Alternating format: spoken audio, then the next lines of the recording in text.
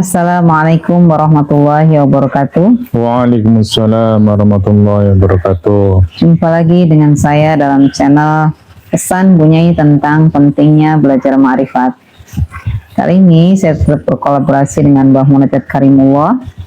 Dan pada pertemuan kali ini yang akan saya sampaikan adalah ingin membahas tentang makna ayat Al-Quran, yaitu surat Al-Baqarah ayat 38 yang begitu mendalam maknanya, yang kita bisa manifestasikan ke dalam kehidupan kita sehari-hari, yaitu surat Al-Baqarah ayat 38 yang artinya, maka jika datang kepadamu petunjuk dariku, dan barang siapa mengikuti petunjukku itu, niscaya tidak ada rasa takut atas mereka, dan mereka tidak bersedih hati. Ini adalah ayat yang luar biasa ya. Ayat ini adalah jawaban Allah setelah Nabi Adam alaihissalam diturunkan ke bumi.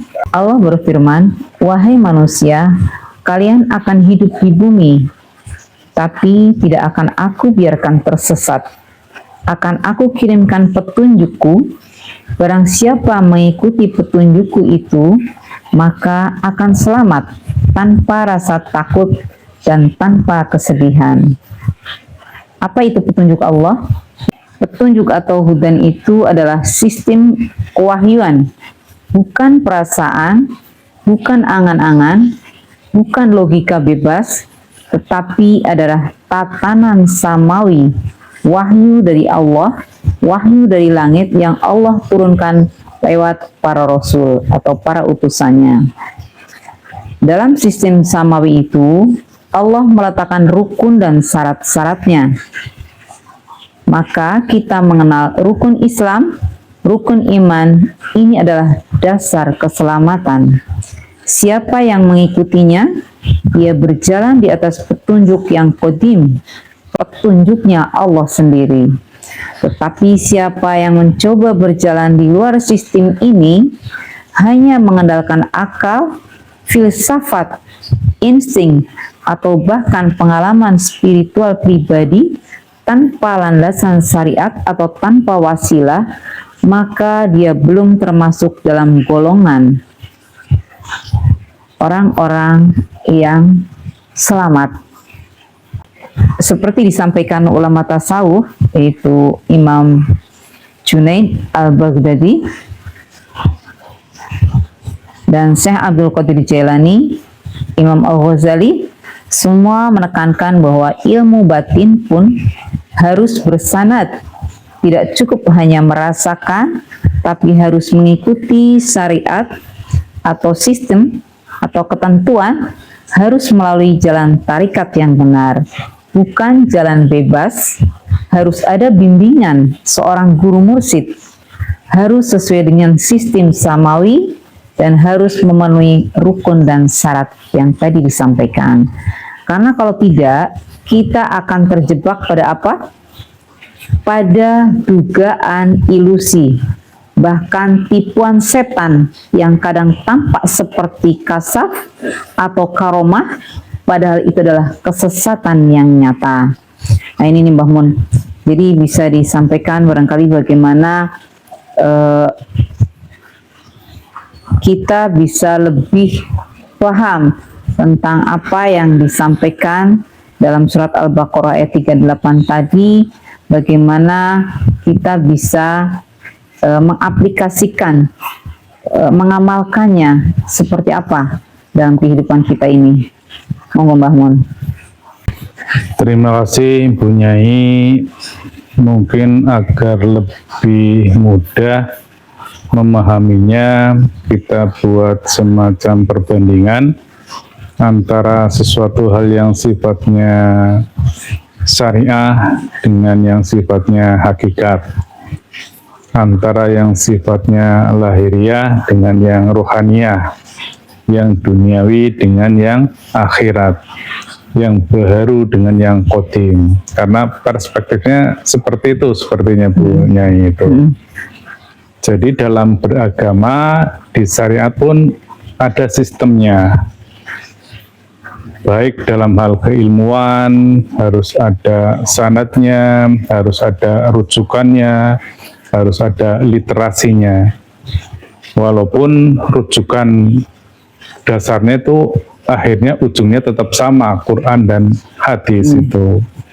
Hanya perbedaannya ketika itu ada di alam realitas, maka akan terjadi perspektif dan sudut pandang. Tergantung pendapat siapa dan tergantung dari perspektif mana dia mengupas itu. Seiring dengan hal tersebut, dalam ilmu qadim, dalam ilmu ruhani pun mengenal hal seperti itu. Makanya ada istilah ulama atau mursyid yang waris, yang secara silsilah itu pun bersambung, tetapi bukan bersambung keilmuannya, melainkan bersambung ruhaniyahnya. Ruhaniyahnya itu bersambung ke dalam sistem wasilah. Jadi konstruksinya begini, mungkin agak berbeda dengan yang perspektif lahiriah itu ya, atau kesanatan dalam ilmu. Dalam ruhani itu secara sederhana dapat dikonstruksikan. Ada sebuah sistem yang namanya sistem wasilah, yaitu sebuah sistem ruhani, sistem kebersambungan antara Allah yang Maha Qadim di ujung akhirat dengan manusia di alam realitas di dunia ini melalui sang adaptor dimensional, yaitu alam qadim.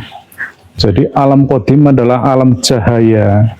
Di situ isinya ya ruhani Rasul, para malaikat, Quran qadim, Lauh Mahfud, catatan-catatan tentang blueprint semesta ini ada di alam itu. Itu namanya alam cahaya. Dalam bahasa fisikanya adalah alam partikel dan gelombang. Jadi sederhananya seperti ini. Ini penjelasannya amat logis. Tidak mungkin Allah yang Maha Qadim kemudian menciptakan sesuatu di alam materi ini.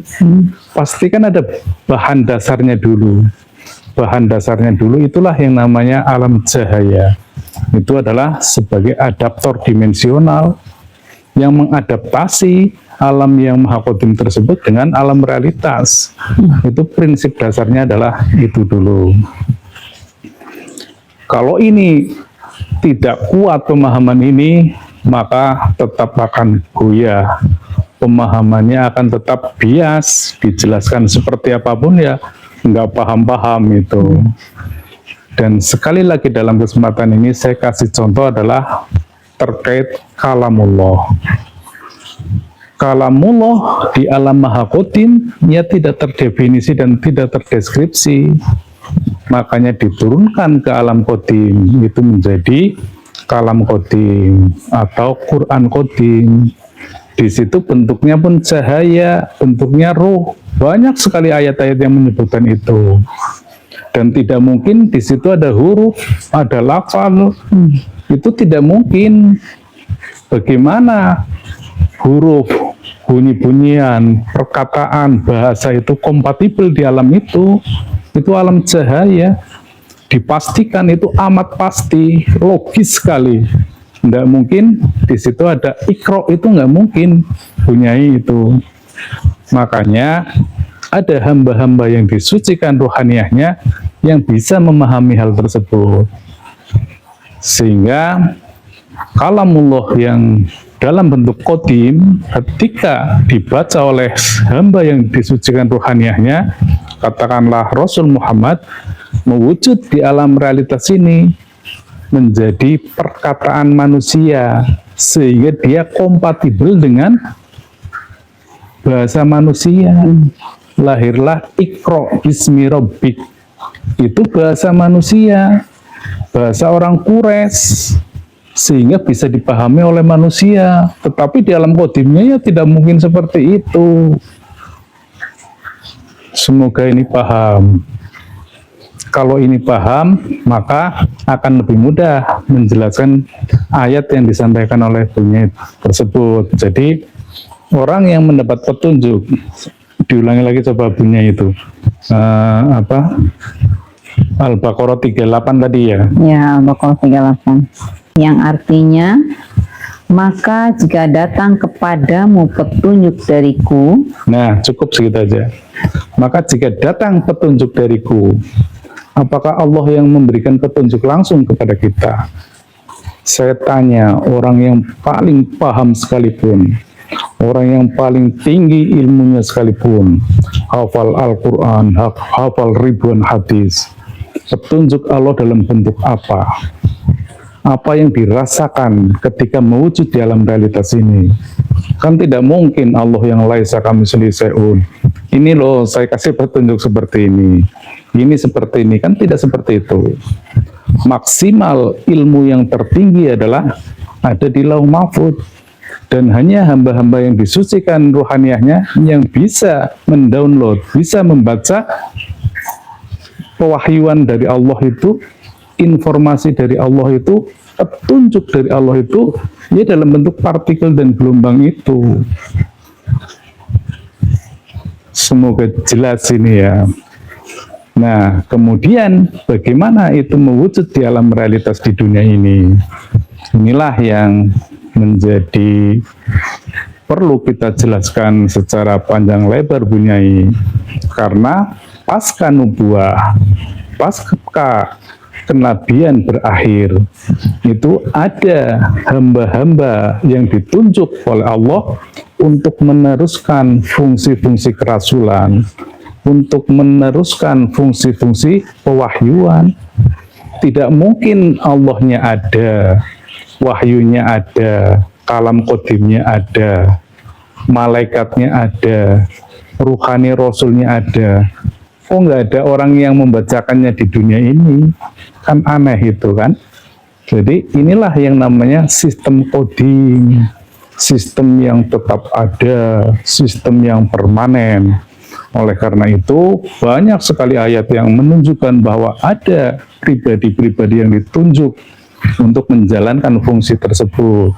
Seperti Walia Mursida sebagaimana Al-Kahfi 17, kemudian Ulil Amri Minkum sebagaimana An-Nisa 59, kemudian Rasulun min Anfusikum sebagaimana At-Taubah 128. Bahkan Rasulun min Anfusikum itu banyak sekali disebut di beberapa ayat itu.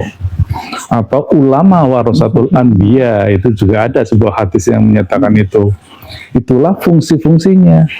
Maka seringkali Allah menyebut dirinya itu adalah kami. Itu Bunyai, karena nggak mungkin Allah langsung berkata-kata dengan manusia, langsung memberikan petunjuk dengan manusia. Bagaimana caranya?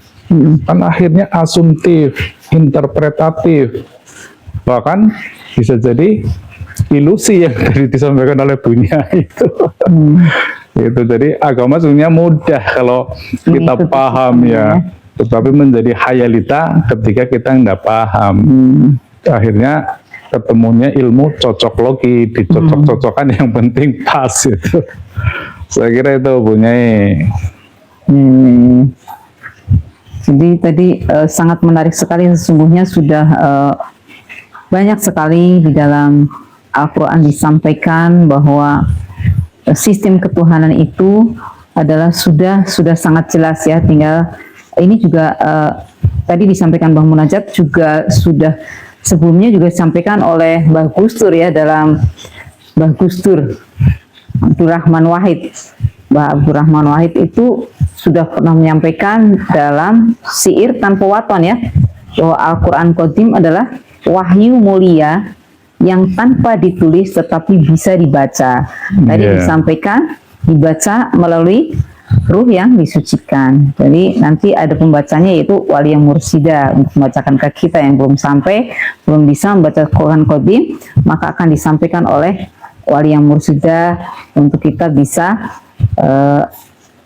mengikuti bagaimana Quran Qadim itu kita bisa lakukan dalam kehidupan kita, dalam bimbingan guru mursyid ya tentunya ya.